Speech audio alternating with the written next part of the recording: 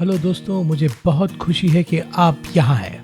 हमने पिछली बार एक संदेश शुरू किया था। यदि आपने भाग एक नहीं देखा तो चिंता न करिए, संदेश अपने आप में संपूर्ण होगा। हम सफल जीवन जीने की 4 कुंजी के बारे में बात कर रहे हैं। मुझे लगता है कि हर कोई सफल होना चाहता है। आप धन्य होना चाहते हैं, किसी और के लिए आशीष बनने में सक्षम होना चाहते हैं। आज मैं आपसे जो साझा करने जा रहा हूँ इतना व्यवहारिक है कि आप इसे आसानी से समझ लेंगे। एक कप चाय लीजिए, बाइबल लीजिए, एक साथ बैठिए और वचन से सीखेंगे।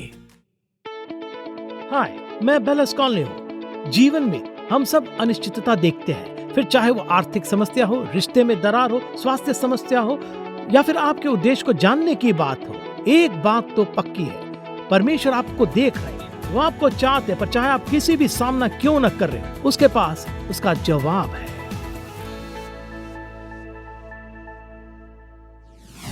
मैंने इसे कई बार कहा है और ये सच है। अगर मैं आपके साथ आपके लिविंग रूम में या कोई रसोई में बैठ सकता और हम केतली चढ़ाते, एक कप चाय बनाते और हम बस उस मेज पर बैठते, शायद कुछ बातें होती जिनके लिए आप प्रार्थना करना चाहते हैं। मुझे आपका हाथ पकड़कर उन बातों के लिए प्रार्थना करना, एक साथ ईश्वर के सम्मुख जाना अच्छा लगता है। या बस बैठकर ईश्वर के वचन के बारे में बात करना या अपने यीशु के बारे में बात करना। मैं अपने जीवन में प्रभु की कृपा के लिए और उन्होंने मेरे लिए जो किया और वो जो मेरे लिए कर रहे उसके लिए बहुत आभारी हूँ। मैं धन्य पवित्र आत्मा के लिए बहुत आभारी हूँ, जो हमें प्रतिदिन मजबूत करते हैं, सांत्वना देते हैं और हमारा मार्गदर्शन देते हैं। अगर हम साथ बैठकर उन बातों के बारे में बात कर सकते तो मुझे बहुत अच्छा लगता। जाहिर है मेरे लिए हर किसी के साथ ऐसा करना संभव नहीं, तो ये अगली सबसे बढ़िया बात यह है कि यदि हम कर सकते हैं तो मैं परमेश्वर के वचन के बारे में बात करते हुए थोड़ा समय बिताना चाहता हूँ।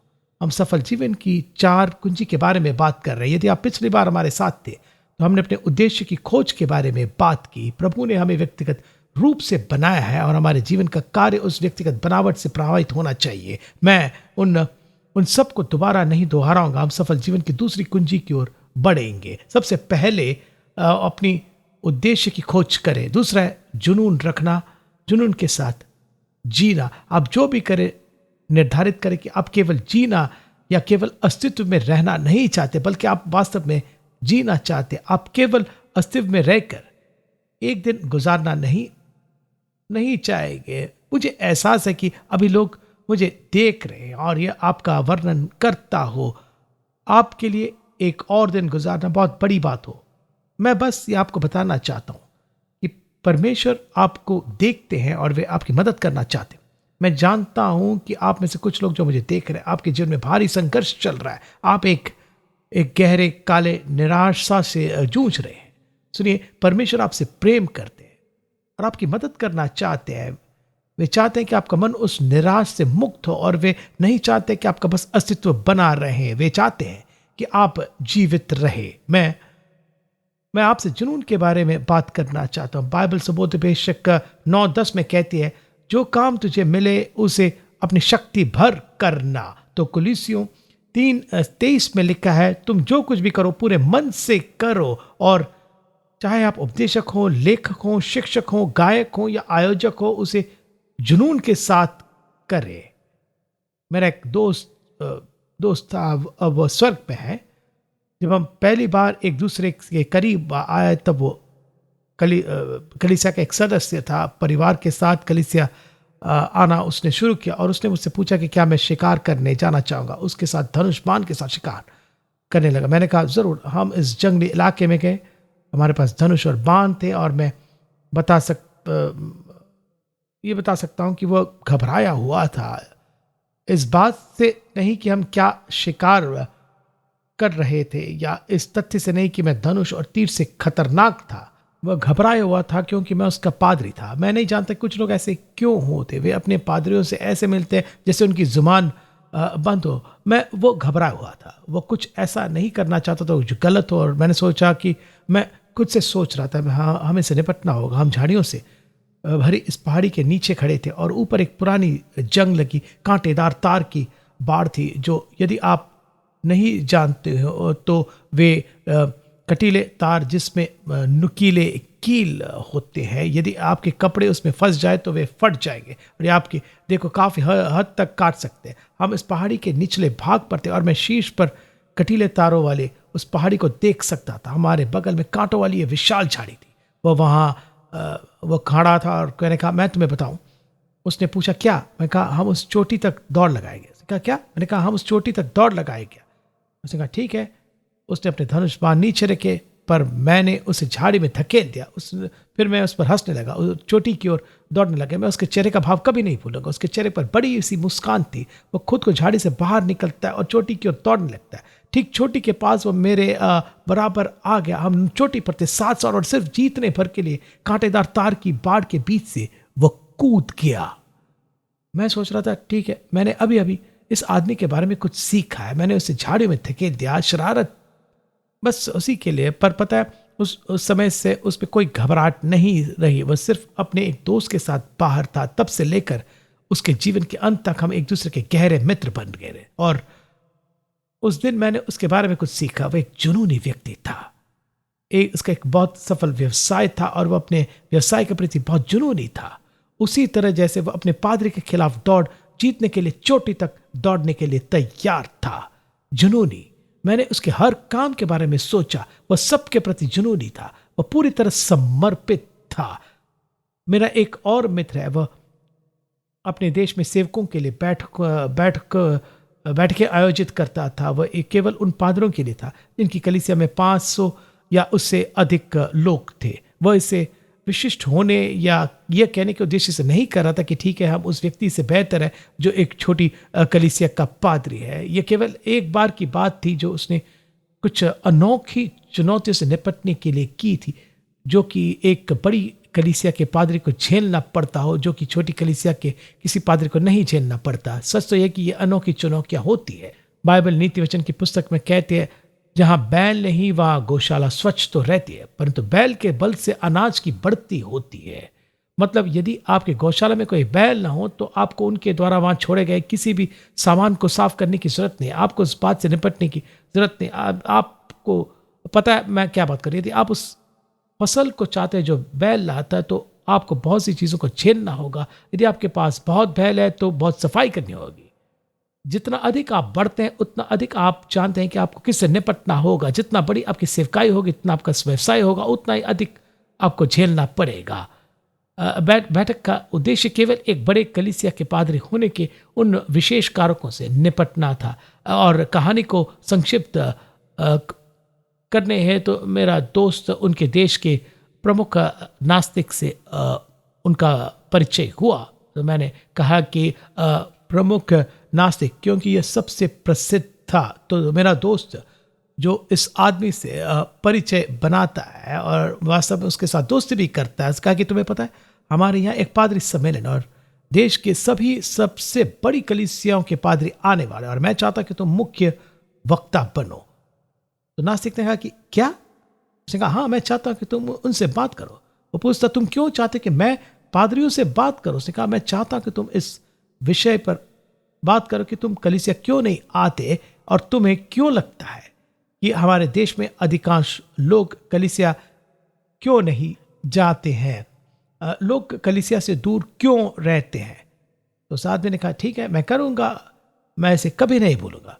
अब मेरा दोस्त कहानी सुन रहा था, वे वहां खड़े थे। यह आदमी उठता है, माइक्रोफोन लेता है। देश के सबसे प्रभावशाली कलीसियाओं के पादरियों से भरा एक कमरा है। उसके प्रारंभिक शब्द ये थे, मुझे दानियों की मांद में शेर की तरह महसूस हो रहा है।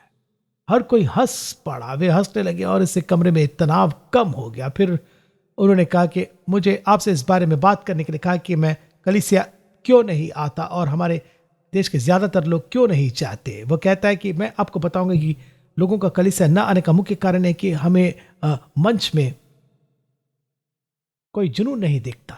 सबका ध्यान उस पर था और कहा कि यदि आप जो संदेश देते वह सत्य है, यदि यीशु वास्तव में परमेश्वर के पुत्र है और यदि वे वास्तव में मार्ग, सत्य और जीवन है और यदि वास्तव में प्रभु है और यीशु मसीह के अलावा उनके साथ संबंध बनाने का कोई अन्य मार्ग नहीं है, और यदि आप यीशु मसीह को अपनाए बिना मर जाए और आप नरक नामक स्थान पर जाते हैं और नरक वास्तव में वैसा ही है जैसा बाइबल में वर्णित है, कहा कि यह परमेश्वर के बारे में सबसे बड़ा झूठ होगा, क्योंकि आप अपने संदेश के प्रति बिल्कुल जुनूनी नहीं है। और उसने कहा कि मुझे मंच पर कोई जुनून नहीं दिखाई देता।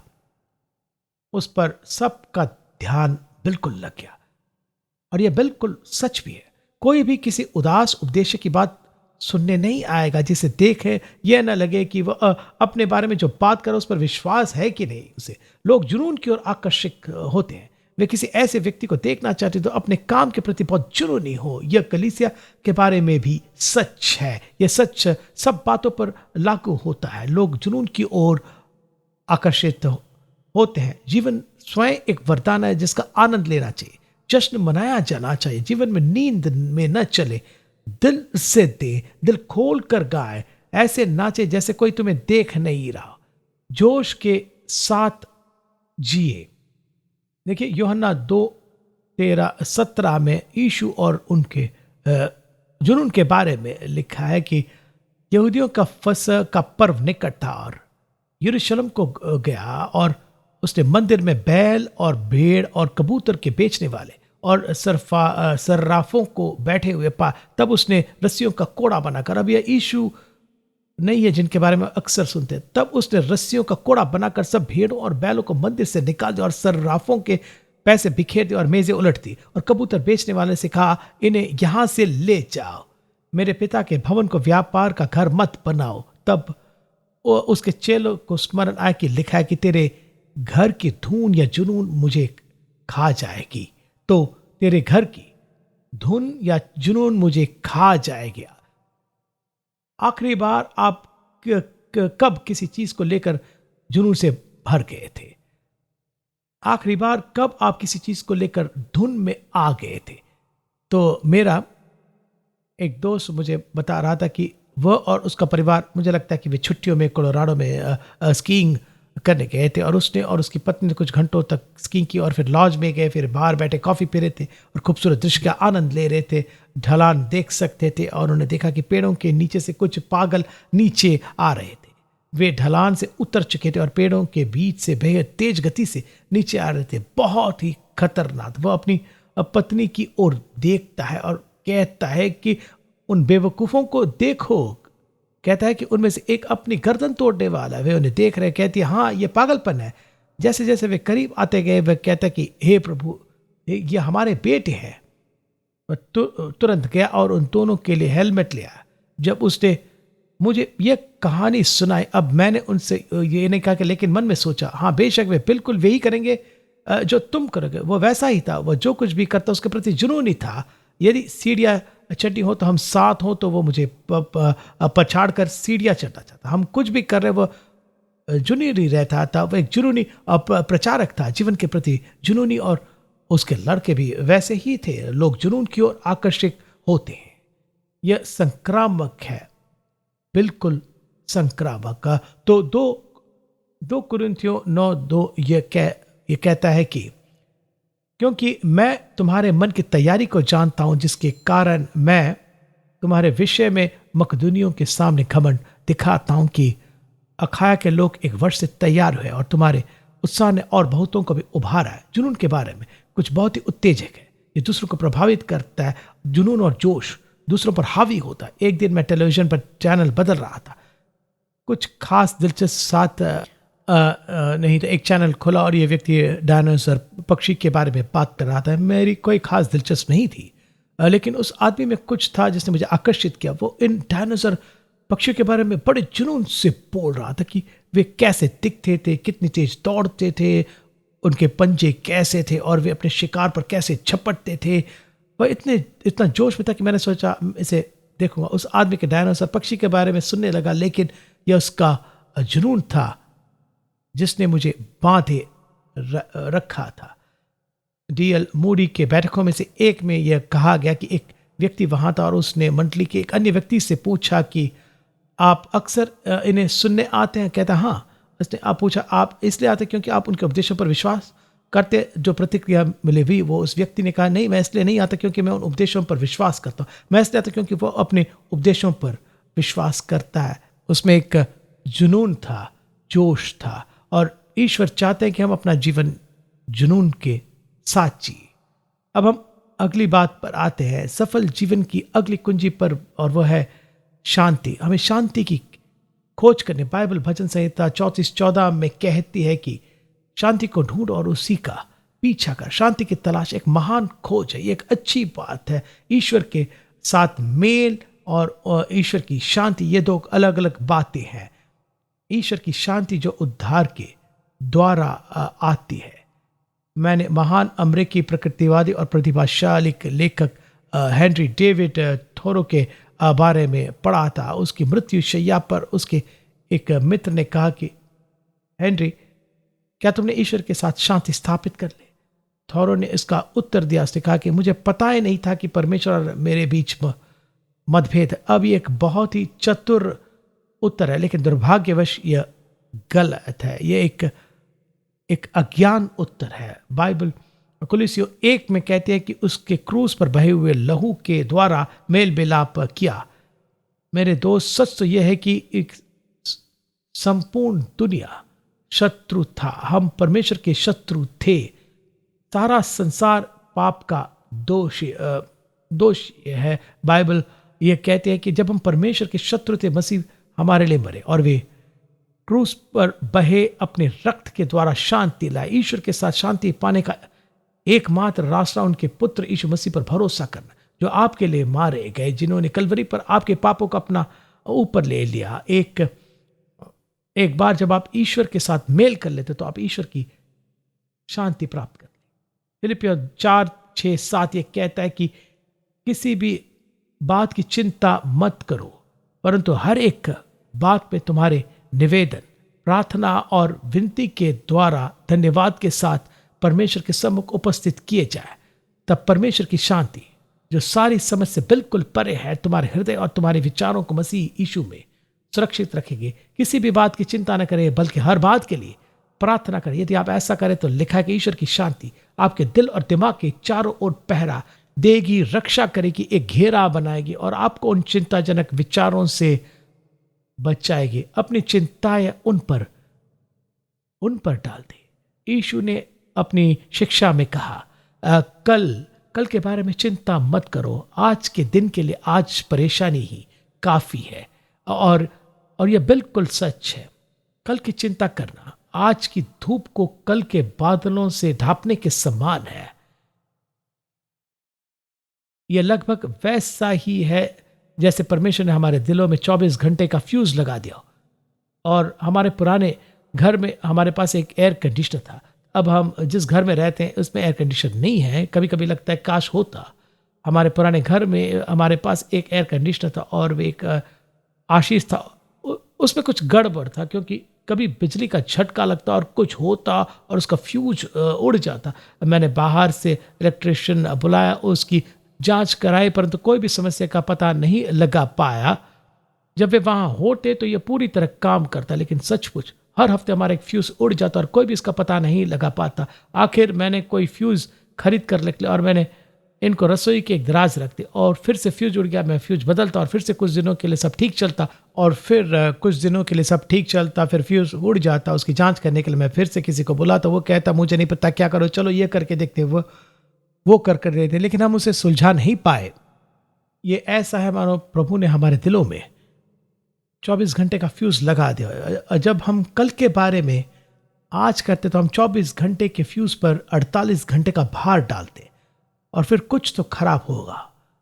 यह हमारे विवाह जीवन में फूट पड़ती है, यह हमारे स्वास्थ्य में फूट पड़ती है, परिवार में परेशानियां आ सकती है। तो बात यह है कि कुछ लोग आज सिर्फ कल के बारे में ही नहीं, बल्कि कुछ लोगों की चिंताएं अगले सप्ताह के लिए चल जाते, कुछ लोगों को अगले महीने की चिंता होती है, कुछ लोगों को चिंता वर्षों तक चली जाती है। चिंता चाहे आपके स्वास्थ्य हो, आपके परिवार हो, दुनिया में जो कुछ भी चल रहा हो उसके बारे में, आपकी नौकरी, सुरक्षा या जिसके बारे में पवित्र शास्त्र कहता है कि किसी भी बात की चिंता मत करो, परंतु हर एक बात में तुम्हारे निवेदन, प्रार्थना और विनती के द्वारा धन्यवाद के साथ परमेश्वर के सम्मुख उपस्थित किए जाए। तब परमेश्वर की शांति जो सारी समझ से बिल्कुल परे है, दूसरे शब्दों में आप इसके बारे में सोच भी सकते हैं, यह आपके दिमाग की रक्षा करेगी, हृदय की रक्षा करेगी। दोस्तों, शांति से भरा जीवन जीना एक अद्भुत बात है। इसका मतलब यह नहीं कि आपको समस्याएं नहीं होगी। परेशानियां हैं हर किसी के तरह, मेरे सामने भी चुनौतियां, मैं उन चीज़ों से अछूता नहीं हूँ, लेकिन पता है आप, उन चीज़ों में मेरे पास शांति की प्रतीक और ये जीने की एक अद्भुत रीति है। मूलतः मैं हर रात अच्छे से सोता हूँ, फर्क नहीं पड़ता कि क्या हो रहा है, क्योंकि मुझे परेशान करने वाली बातों के बारे में परमेश्वर को बताता हूँ। यह मुझे याद है, मैंने एक बार इस दंपति के बारे में पढ़ा। जब भी वे किसी बात को लेकर चिंतित होते तो उनके सामने एक चुनौती होती थी। वे रसोई की मेज पर बैठते, समस्या को कागज पर लिखते, फिर वे दोनों उस पर अपना हाथ रखते और दिल से प्रार्थना करते और परमेश्वर मार्गदर्शन की विनती करते और परमेश्वर से हस्तक्षेप करने और उसे समस्या का समाधान करने को कहते। जब वे प्रार्थना समाप्त करते तो वे उस कागज को आधे में मोड़ लेते। रसोई के दरवाजे के ऊपर उनके पास चिपका कर रखा हुआ एक कागज का थैला था और उस पर मोटे काले अक्षरों में परमेश्वर लिखा हुआ होता है। एक बार जब वे उस समस्या को परमेश्वर को सौंपते हैं, वे एक कुर्सी पर खड़े हो जाते, एक कुर्सी पर खड़ा होता और उस कागज को थैले में डाल देते। यह कहने का प्रतीकात्मक तरीका है कि हमने प्रभु को दे दिया और अब ये उनके हाथों में।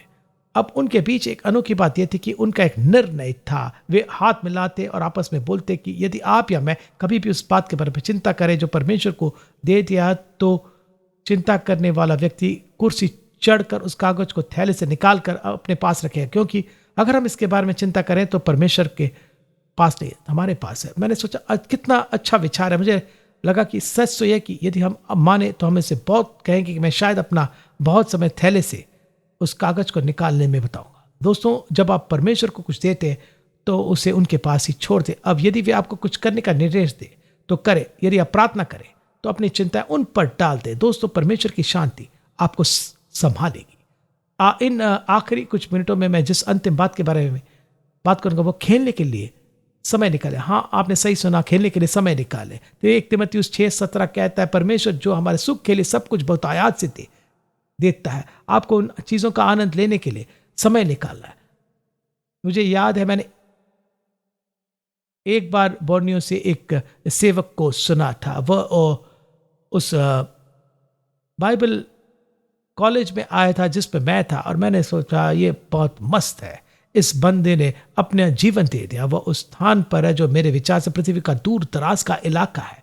मैं गया और आगे की पंक्ति में बैठ गया और मैंने सोचा मैं कायल होना चाहता हूँ। मुझे ऐसा एहसास दिलाओ कि मैं वैसा नहीं हूँ जैसे मुझे परमेश्वर के लिए होना चाहिए। यदि मुझ में कुछ भी ऐसा है जो पवित्र और समर्पित नहीं है तो मुझे विश्वास है कि परमेश्वर मुझे उत्साहित करने के लिए उसका आपका उपयोग करेंगे। मैं संसार के कोनों तक जाना चाहता हूँ। हे प्रभु, मेरा जीवन आपका है, मैं बस यही उम्मीद कर रहा हूँ। और ये आदमी हमें झकझोरते जैसे तुम्हें वहाँ से जाने की जरूरत है। तो यीशु ने कहा सारी दुनिया में जाओ और हर प्राणी को सुसमाचार सुना। तो मैं सांस रोककर अग्रिम पंक्ति में बैठा था और वह उठता और कहता है, मैं बोर्नियो में कई वर्षों से सेवा कर रहा हूं।